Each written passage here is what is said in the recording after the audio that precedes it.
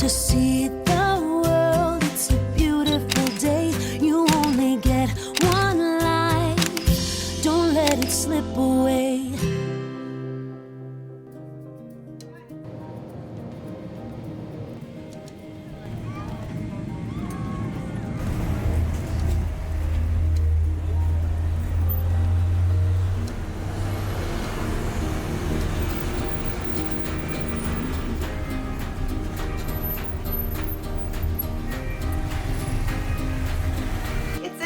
Family. Welcome back. Okay, you guys, I want you to imagine something. I want you to imagine a king that is not only royal, but also plays the saxophone. And he plays it so well that he composes music. He paints, he's a writer, and he loves photography. He always has his camera around his neck. Now imagine the people of the kingdom loving him so much that every home in this country and every restaurant and every business and his photo is everywhere on the wall. What do you think? Do you think that this could actually be real? What do you think, Brian? Not a chance. Sounds almost like too good to be true, right? Right. But this was a real king. This was the king of Thailand. His name was King Bhumibol. Hopefully I said that right. You said it better than I can say it. And he was the king for 70 years. He just passed away in October 2016. We were just in Thailand, finishing up our Portrait of Thailand photography tour, and they had their funeral. They spent the last year building Crematorium. Not only did they spend 1 year building this, they're actually going to tear the whole thing down after it's only been up for 60 days. So when we were there, we realized we have an opportunity to go see this. We couldn't actually go drive right up to the front door of the crematorium because how many people? They said they're letting through 5,000 people an hour? 5,000 people an hour. Knowing that, we decided to still brave the lines. Look at this line, huh? I hope that's not the line for... Is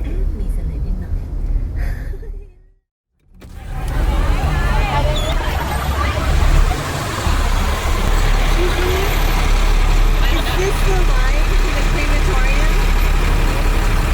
เขาจะมาเข้าชมนี่แหละจอดตรงนี้ได้ไหมนี่ไปเข้านู่นเลยกระทรวงกลาโหมอ่ะ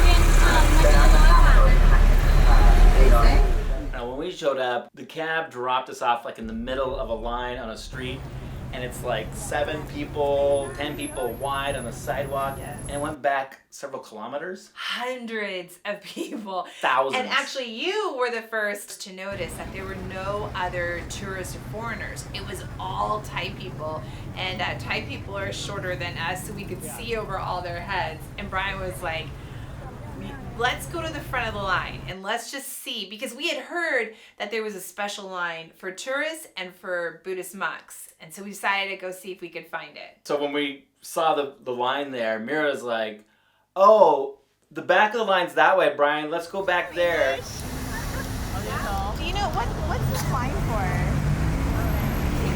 The crematorium? So we'll go back there. Okay. Oh my God.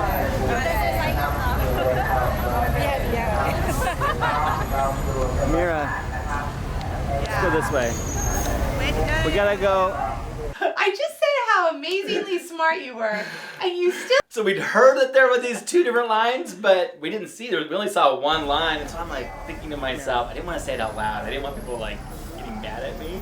So I was like, let's play stupid. I didn't say that part of my... Let's just wander up to towards the front of the line and see if they'll let foreigners through a different line. Just play dumb.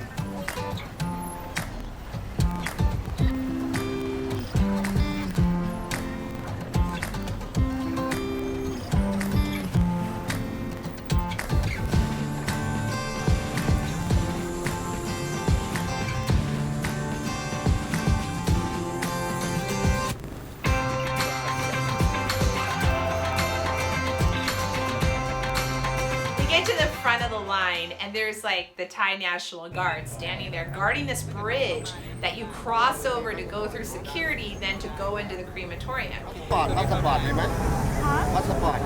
Passport? Yes. Yeah.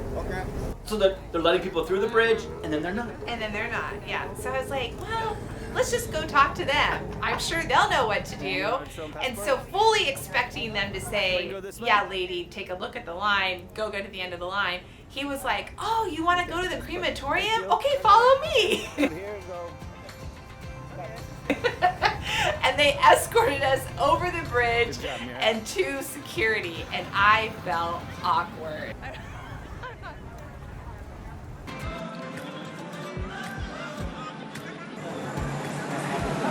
Okay. Yeah, you talk Okay. Okay. Go this way? I feel like at security they were looking at us like, what are you doing? Yes. American. No photo? Yeah. Where you stay in Bangkok? Oriental residence. How long you stay? Today we fly home tonight. No, but I That's how I felt. felt like they were excited that we were tourists. You know, we weren't local Thai people, but we wanted to like come and see their King's Crematorium. That's how I felt. So. ยังได้อยู่ Okay, thank you. Okay. So we make it through security. The guy that was pointing us to where to show our passports and go through the metal detectors came through the metal detector line and started asking me about my gimbal and my camera. He was like, "That's such a great And then- camera." And then his friends were showing up and it's like, whoa, what kind of, then it's like, gimbals, what's that for? And I'm like so embarrassed that they're I'm like, so as long as we interested. don't have to stay in a line, they can see whatever they want. So we go through security only to find another line. And this line, I feel like we're at the beginning of this line. This line goes just back forever. I'm confused. Crematorium? Is it in there? We gotta go here? Yes. And then You go. the crematorium? Yeah? We're like, well, let's just hop into the front of the line and see what happens. And a lady comes over. Yes, she comes over and she tells us that we have two options. And she is so sweet. She says that Cannot use. No camera? Okay. she was very sweet. She says that we can either stand just on the other side of the gate, which like barely comes up to our waist, right? It's a very short gate, and take photos, or, and she would give us 15 minutes to do that, or we can go to the end of the line, which was like miles back, and then wait our turn to come through. Some people might be kind of bummed by that, but honestly, Brian and I were like, this is incredible because as photographers, we need to stand farther back to get the whole shot of a large structure. You know, if we're up close too much, we're not going to get it all in the frame. And I felt like really great about that it was amazing that we could even be this close to it having not waited in this line.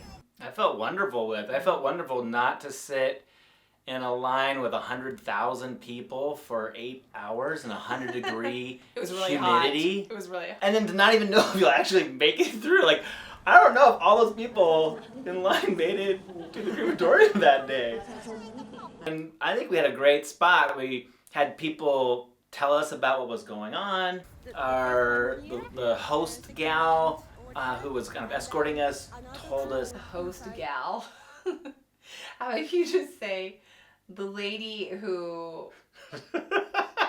So the lady, she told us that for her and her experience with Thai people, that the Thai king wasn't just the king of the Thai people, he was like a father. For Thai people, not only king, but like father, grandfather, he's a member of family. And they were saying, they were coming to say goodbye to their father, which is really, really powerful. It's really amazing. Thailand's always been so beautiful to me and how much they love their king. And this is just an example of that. It's so beautiful.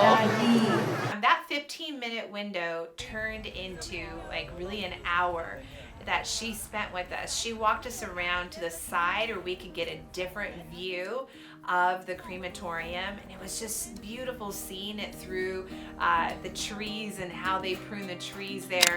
She also told us about the different like symbolism. There were rabbits going all the way around the crematorium, and it was because the king was born in the year of the rabbit. And then the yellow flowers, he was born on Monday, which is the day of yellow.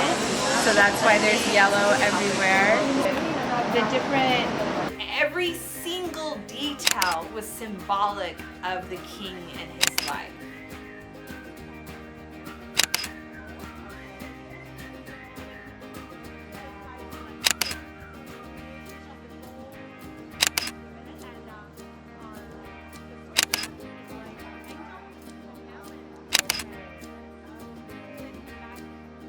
You know the red like tears?